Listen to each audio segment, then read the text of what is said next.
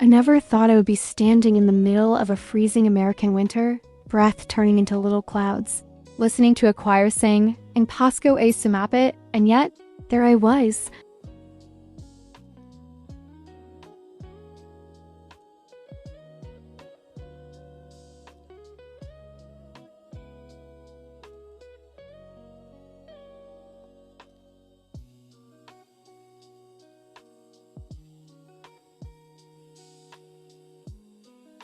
Not because it didn't deserve to, but because I didn't understand it yet.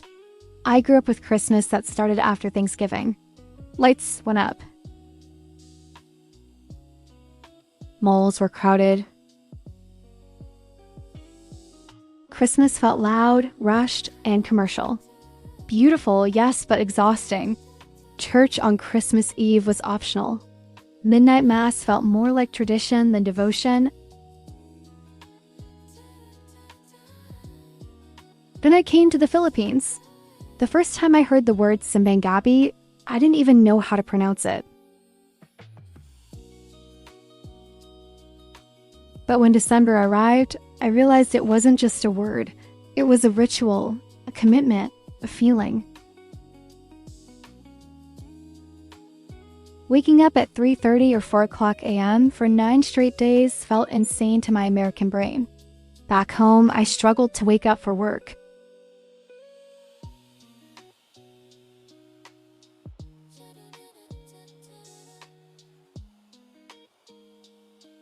I remember my first Simbang Gabi clearly. The air was cool. Not cold like America, but cool in a way that felt rare and special. Streetlights glowed softly. Vendors were already setting up outside the church, steam rising from pots of bibingka and puto bumbong. The smell alone felt like a promise.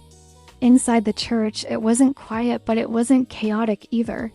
People whispered, smiled, nodded at neighbors. Some looked sleepy. Some looked peaceful. Everyone looked like they belonged there. That was the first thing that struck me. Back home, church often felt like an event. In the Philippines, Simbang Gabi felt like community breathing together. No one rushed. No one complained about the time. No one acted like it was a chore. It was devotion mixed with discipline, faith mixed with routine. And somehow, that combination felt stronger than anything I'd known. After Mass, people didn't scatter. They gathered. They ate. They laughed. I stood there with sticky fingers from bibingka, smiling like an idiot, thinking, why doesn't America do this? And then something interesting happened. Filipinos brought it with them. When I returned to the United States, I noticed Simbang Gabi wasn't left behind.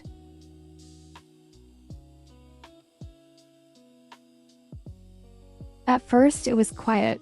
One Mass here, a small gathering there, mostly Filipino communities, mostly older generations, holding on to something that reminded them of home. But slowly, very slowly, it began to change. American churches started noticing. Parish halls filled up early in December, not for decorations, but for dawn masses. Flyers went up, Simbang Gabi schedule. At first, I thought it was just symbolic, a cultural nod. Something nice. I was wrong. I attended my first Simbang Gabi in America in a Filipino-heavy neighborhood. It was still dark outside, still cold, still early, and yet the parking lot was full. Not just Filipinos, Americans too, Latinos, Africans.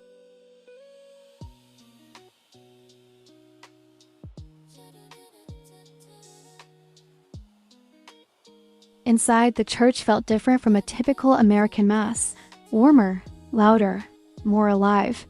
There were Filipino songs mixed with English hymns. Prayers spoken with accents that told stories of migration, sacrifice, and resilience. I watched Americans around me, real Americans, born and raised, experience what I had experienced years ago in the Philippines. Confusion at first, then curiosity, then quiet reflection. After Mass, the magic continued. Outside in the cold, Filipino aunties served hot food with gloved hands and big smiles. Bibingka tasted even better when your fingers were numb. Puto bumbong steamed like it was fighting the winter air. Someone handed me a cup of salabat. I laughed. breath fogging, realizing something beautiful was happening. This wasn't just Filipinos preserving tradition. This was America learning something new about Christmas.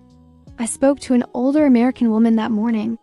She told me she had never woken up that early for church in her life. She said the experience felt quietly powerful. Another man said it reminded him of how Christmas felt when he was a child before it became rushed and noisy. That's when it hit me. Simbang Gabi wasn't just being practiced in America. It was changing how Americans experience the season. Filipinos didn't come and demand attention. They didn't push their traditions aggressively. They simply lived them, faithfully, repeatedly, with humility. And America noticed. In some churches, Simbang Gabi is now anticipated every year. Not as a foreign event, but as part of the parish calendar. Some American priests talk about it during homilies, explaining its meaning not as something exotic, but as something enriching. And the meaning matters. Simbang Gabi isn't about waking up early to prove devotion. It's about preparing your heart slowly, about showing up even when it's uncomfortable, about choosing faith over convenience, about community over comfort. In America, where everything is fast and optimized, Simbang Gabi feels almost rebellious, waking up early for 9 days straight. No shortcuts, no instant reward, just faith, routine, and patience. That's not very American. And yet it works. Filipino families still wake up their kids early, still walk into cold mornings, still believe that sacrifice makes celebrations sweeter. And Americans watching this begin to understand something deeper. Christmas doesn't start on December 25th. It starts in the quiet effort before it. As a blonde American woman who has lived this story from both sides, I feel strangely proud. Not because America adopted Simbang Gabi, but because Filipinos showed that culture doesn't need permission to be meaningful. They didn't dilute it. They didn't water it down. They didn't turn it into a performance. They simply shared it.